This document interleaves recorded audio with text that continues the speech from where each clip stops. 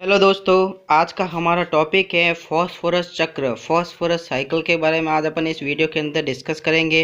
उससे पहले अपन ने 4 तरह के चक्रों के बारे में डिस्कस किया था, water cycle, carbon cycle, nitrogen cycle और सल्फर साइकिल के बारे में, जिनका लिंक डिस्क्रिप्शन बॉक्स के अंदर है। आप वहां से उनके वीडियो को देख सकते हैं। तो आज अपन डिस्कस करते हैं फॉस्फोरस चक्र। तो फॉस्फोरस चक्र पढ़ने से पहले हम देखते हैं कुछ पॉइंट्स के बारे में कि फॉस्फोरस कैसे मिलता है, कहाँ मिलता है और किस किन चीज़ों में मिलता है, उसके बारे में देखते हैं। तो पॉइंट नंबर फर्स्ट, फॉस्फोरस जीवों में न्यूक्लिक अम्ल, फॉस्फोलिपिड, एडीपी, एटीपी तथा अन्य फॉस्फोरिक यौगिकों के रूप में जीवों के अंदर पाया जाता है। किस किस रूप में पाया जाता है? न्यूक्लिक अम्ल के रूप में, फॉस्फोलिपिड के रूप में, एडीपी के रूप में, एटीपी के रूप में तथा अन्य फॉस्फोरिक यौगिकों के रूप में जीवों के शरीर में फॉस्फोरस पाया जाता है। पॉइंट नंबर सेकेंड, ये कोशिका विभाजन में पाया जाता है, श्वसन में पाया जाता है, कार्बोहाइड्रेट अपघटन में, फलों के पकने जैसी जैविक क्रियाओं में ये क्या करता है? अपनी महत्वपूर्ण भूमिका निभाता है। कौन निभाता है? फॉस्फोरस।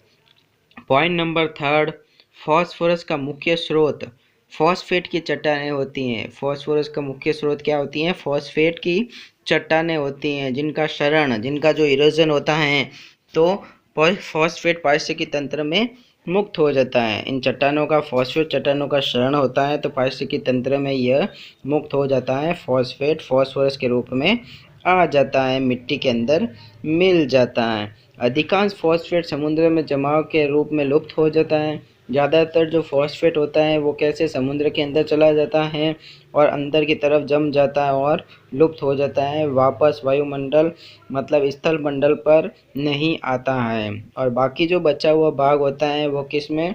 हड्डियों व दांतों के बनने में काम आ जाता है।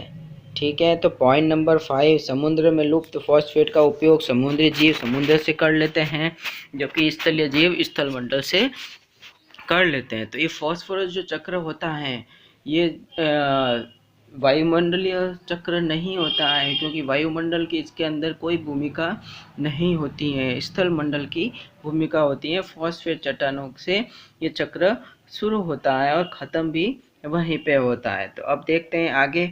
पॉइंट नंबर फर्स्ट प्रक्रिया में क्या है कि पौधे सीधे मिट्टी से जल के साथ फॉस्फेट का अवशोषण करते हैं। जो फॉस्फेट चट्टानों का क्षरण होता है वो मृदा के अंदर मिक्स हो जाते हैं और मृदा के अंदर मिक्स होने से फॉस्फेट का उपयोग पौधे किसके साथ? जल के साथ फॉस्फेट को अवशोषित कर लेते हैं। फिर पॉइंट नंबर सेकेंड, आहार श्रृंखला के द्वारा पौधों से जंतुओं के शरीर में जाता है। आहार श्रृंखला में जैसे कि पादप जो होते हैं उत्पादक होते हैं, तो उत्पादकों में पौधों के अंदर फॉस्फेट गया तो वो जंतु क्या करते हैं? उपभोक्ता होते हैं, वो पौधों को अपने खाने के रूप में ग्रहण करते हैं, तो वह जंतुओं के शरीर में चला जाता है फॉस्फेट। उसके बाद जीवों की मृत्यु के बाद जो फॉस्फोराइजिंग जीवाणु होते हैं वो उसको किसको अपघटित कर देते हैं?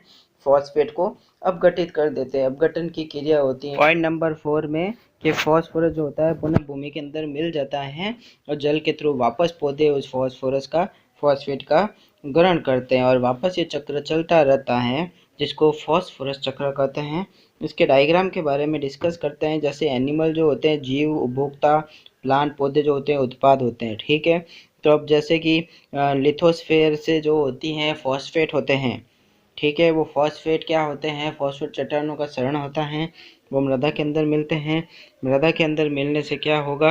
मृदा के अंदर मिलने से ये लिथोस्फेयर से मृदा में और मृदा से पौधे क्या करते हैं? जल के रूप में उस फॉस्फेट का अवशोषण करते हैं, अपने खाने के रूप में यूज़ करते हैं। और पौधों से जो एनिमल जो होते हैं, पौधों को आहार श्रृंखला के रूप में ये पौधे को भोजन के रूप में जो जीव ग्रहण करते हैं, तो फॉस्फेट जीवों के अंदर चला जाता है।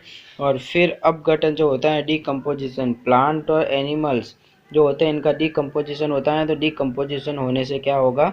वो वापस मिट्टी के अंदर मिल जाते हैं। फॉस्फोराइजिंग जीवाणु उनका डिकम्पोजिशन करते हैं और वापस मृदा के अंदर मिक्स कर देते हैं। मतलब जीव और प्लांट जो ख़त्म हो जाते हैं, नष्ट हो जाते हैं, जीव जो मृत्यु हो जाती हैं, जो वापस से फॉस्फोराइजिंग जीवाणु उनको डिकम्पोज करते हैं और वापस मृदा के अंदर मिक्स कर देते हैं। इस प्रकार ये चक्र चलता रहता है, जिसको अपन क्या कहते हैं?